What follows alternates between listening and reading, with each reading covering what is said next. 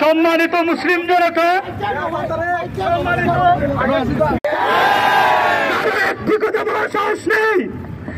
56টি মুসলিম দেশের মধ্যে 55 লাখের বেশি সৈন্য, কিন্তু কোন নেতাই তাদের পক্ষে দাঁড়াচ্ছেন না।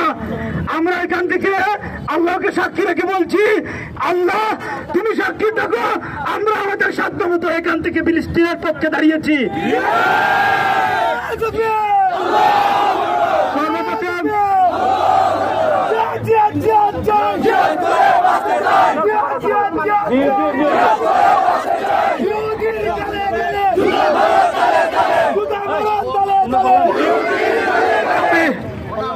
আমি আমাদের দক্ষিণ উত্তর মাদ্রাসার সম্মানিত প্রিন্সিপাল হুজুরকে আমাদের এখানে সামনে আসার জন্য অনুরোধ করছি, এবং যারা যারা এখানে উপস্থিত হয়েছেন সবাইকে অনুরোধ করবো,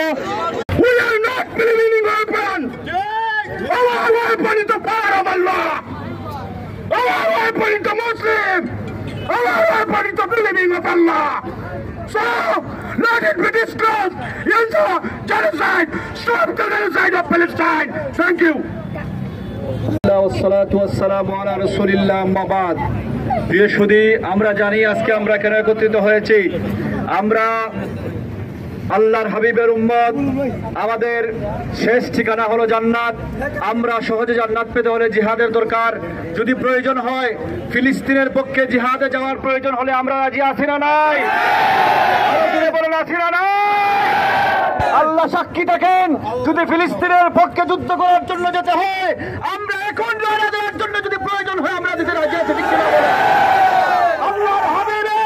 আল্লাহর হাবিবের উম্মতদের রক্ষার জন্য যদি আমাদের রক্ত দিয়ে এই জমিনকে লাল করতে হয়, এই জমিনে যদি আমাদের রক্ত পেয়ে আমাদের মুসলমান ভাইদের রক্ত বন্ধ হয়, আমরা সেই রক্ত দিতে রাজি আছি না নয়?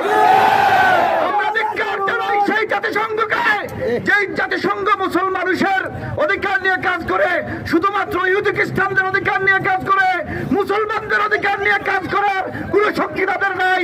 তারা শুধু ইহুদিদের এজেন্ডা বাস্তবায়ন করে, ঠিক কিনা বলেন?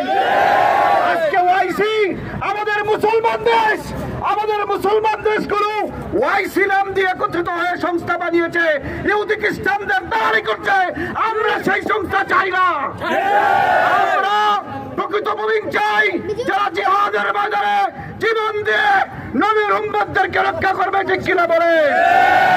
আল্লাহ পাক আমাদের এই শরীক হওয়াকে কবুল করেন, আল্লাহুম্মা আমিন। আমাদেরকে সেই ব্যবস্থা করে দিন। আরেকটা জিহাদের ডাক আসুক, উমরের তরবারির মতো হাজার হাজার তরবারি বসে আছে, শুধু একটা ব্যবস্থা করে দিন। প্রধান উপদেষ্টা আপনি আর বসে থাকবেন না, আমরা হাজার হাজার মুসলিম বসে আছি সুযোগের অপেক্ষায়। আপনি ডাক দিন, আপনি প্রেস কনফারেন্স করুন। আমরা আর কিছু চাই না, যুদ্ধ করার যথেষ্ট মন মানসিকতা আমাদের আছে। আপনাদের সবার উদ্দেশ্যে আমার একটি কথা, আপনারা প্রত্যেক মোনাজাতে এই ফিলিস্তিনিদের জন্য দোয়া করবেন। আপাতত আমাদের এটাই কর্তব্য, যদি কখনো সুযোগ আছে আমরা জিহাদির কাফেলায় গিয়ে শরীক হব ইনশাআল্লাহ।